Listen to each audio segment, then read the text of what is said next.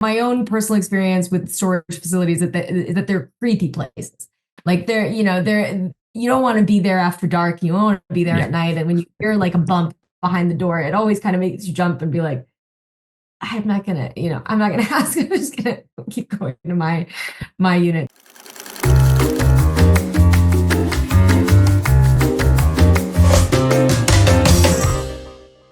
Hello, everyone. Talal Azim here from Popcorn and Soda, and I'm very excited today to be joined by actress Isabelle Fuhrman and director Andy Tennant of the film Unit 234. Unit 234 will be releasing on digital and VOD on May the 9th. Isabelle and Andy, how are you both doing today? Very Fabulous. well. Ah, good to hear. And first things first, I want to congratulate you both on the film Unit 234. It's a film that I thoroughly enjoyed. It has that Black Mirror and Saw kind of vibes where you don't really know what's going to happen next or where the movie is taking you. So, big kudos to you guys for that. Now, Isabelle, starting off with yourself, you've been in quite a few thrillers in which we go on this journey with your character. So, what was it about Laurie and this story that attracted you to this film? I mean, I read the script so quickly. I so loved like all the twists and turns that Lori goes through, but I also loved how relatable she is as a character, given that she at this crossroads in her life at the beginning of the story, and she's, really unsure if she should take that leap and kind of leave this world that she of this storage facility behind that like reminds her so much of her family that she feels so, has a lot of guilt about leaving. And this crazy circumstance happens to her this night that forces her to kind of walk into this uncomfortable situation and realize that she's not a victim and that she can kind of grab her own life by the reins and figure it out. And I really loved her arc as a character and kind of what this movie felt like, which was an action thriller that's kind of driven by these relationships between these three main characters. Yeah, and for sure. And like this movie is set in this unit center facility. And like you kind of mentioned, it has so much personality and eeriness to it. So, as an actor, what influences shooting at a location as such add to your performance? I mean, it was a real storage facility. So there were people come in sometimes in the middle of the day to get their own stuff out of their units. I mean, we really felt like we were immersed in this, storage culture. You know what I mean? We were filming there every day. We were a part of like the kind of ecosystem there, and we became really comfortable there. We knew this place backwards and forwards. But for me as an actor, getting to work in a location, the same location is great because you really just feel at home there. For Lori, this is literally her home. So, um, yeah, I felt really comfy there after a while. Now, I'm curious. Did you watch any Storage Wars for any inspiration while getting into I mean, prep for this movie? I'd seen Storage Wars, but I would say that my own personal experience with storage facilities is that they're creepy places. Like they're you don't want to be there after dark. You don't want to be there Yeah. at night. And when you hear like a bump behind the door, it always kind of makes you jump and be like, I'm not gonna ask. I'm just gonna keep going to my unit. So there was something about that I think lends to this genre and story. And Andy had said earlier today, why did this movie get made sooner? It's you know I hear you for sure. Now, Andy, you've directed films such as Hitch and Fool's Gold that are more grand in scale, location wise, but they still have that intimacy at its core. Now, as a director, what are the positives and some potential challenges that come when you are filming a movie like this that's largely set in one location? Well, I think because it's a thriller and the fact that we had no time and no money, that added to the urgency of making sure that we got and shot only what we needed and could afford. And I think that kind of rallied the troops in a way so that everybody showed up with their A game right at the beginning of the day. Um, but movies have their own challenges. This one, because of the fact that 90% of it is at night, means that you're racing the sunrise.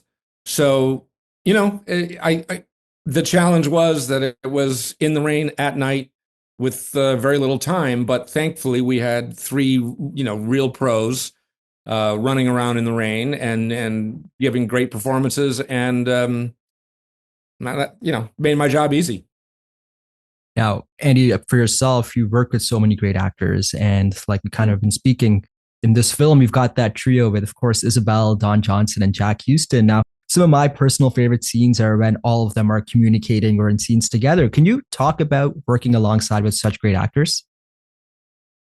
Well, I've been very fortunate. I mean, I've worked with, I think, something like 21 Oscar winners. And when people like Isabel and Don and Jack, when people show up and they love their job and they take it seriously, and it's not about all the glamour. It's literally, to me, making a movie. It's a blue collar factory job.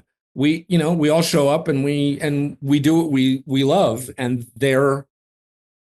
they love what they do. And when you talk about Don Johnson, he's been around as long as I have, and he still shows up every day, excited to be there, happy to be working, and wanting to do really good work. And that's what a director hopes for. Is it makes your job so much easier that people are on the same page and they love what they do.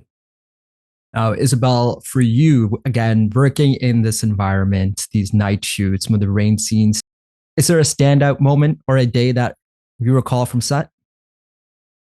Oh, I mean, standout moment. I feel like there were, a lot of great standout moments. Like, when we filmed that scene where I find Jack in the unit. I mean, there's scenes in the script, like some of, and I don't want to reveal anything, but like those big pivotal moments, those are Yeah. always really fun to like put on their feet and do, because you read them, you know analyze them, you come up with ideas, you think about how it's going to be, and then you're actually on set, and nothing ever goes according to plan on a movie set. That is a fact. Nothing. You never have enough time. You never have everything that you think you want to have to make it happen. And at the end of the day, you make something happen that's so much more exciting because it feels real. It feels like urgent. And I think urgency, Andy was saying, like, we had no time and no money to make this movie. So it was like, there was a lot of urgency. I mean, we were flying against the clock and racing the sun, and those moments really stand out to me because those were moments where I really felt like we were in it. We were capturing the story and telling the story. And then there were moments where it was like 4 a.m. Where Jack and I are running in the rain and making jokes that absolutely are like completely nonsensical because it was 4 a.m. and we were loopy and tired, and you just start laughing at absolutely everything after a certain point of being tired. So, I had a really great time making this movie. We really had a blast making the film. Now, lastly, Isabelle, I'm a massive fan of horror, and the Orphan franchise is definitely a beloved series of modern horror. Now, we've had your return in Orphan First Kill a few years back. Now, for you, would you like to revisit the character of Lena and Esther in a potential third movie? I mean, it seems like there's rumblings of that happening. So, yeah, I went to my first like horror convention recently and met so many amazing fans of the franchise. And that's like, to me, that's the reason to go and do it. Is it's really cool that this movie I made when I was 10 years old, that was the first movie that I was ever really cast in, became such a cult classic that people loved it enough that 13 years later, we made another one and people went and saw it. I mean, like that to me in and of itself is, it's really very cool. And to have people say that they want to see another one is just like, okay, sure. So, that would be great. It would be great. And also now there's like so many stories, like true stories coming out that are kind of similar. Right. That I think like people are like, oh my gosh, this movie, did you see it? Like people are discovering with a completely different and fresh set of eyes. So yeah, but I will say it is funny to be, I'm not getting any younger. And somehow I'm still, there's like a meme on the internet that's so viral that's like still eating off the kids menu, and it's like my face in Orphan too, and I'm like, I feel like that sometimes, like, who gets to do that if I'm my age, continue to be 10 years old? Why not? I'll do it as long as I can. That's amazing. And Andy, Isabelle, once again, congratulations on the upcoming release of the film. I had such a great time with this movie, and I'm sure audiences will as well. Wishing you all the best, and I really appreciate your time today.